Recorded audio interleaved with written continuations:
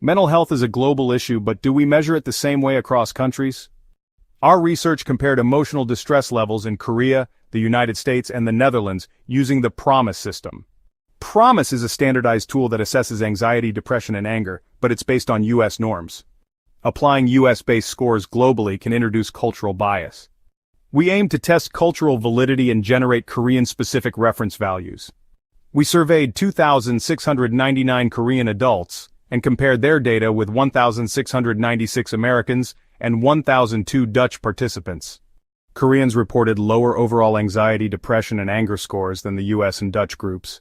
However, younger adults, ages 35 to 44, and those with chronic illnesses in Korea had higher distress levels. We conducted differential item functioning or DIF analysis to detect culturally biased survey items. Up to 45% of items showed DIF, suggesting they were interpreted differently across cultures. For example, I had trouble relaxing or I felt fidgety may carry different meanings in Korean culture.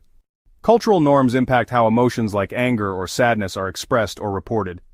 We used both full item banks and short forms with robust R-based statistical analysis.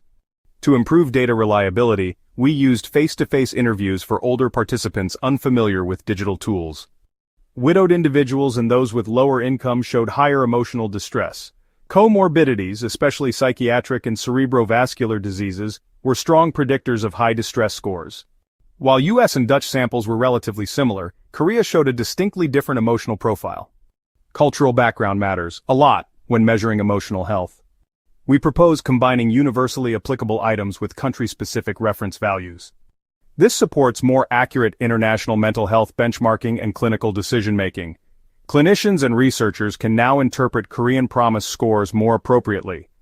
More studies are needed to update PROMIS items and validate them for other Asian populations.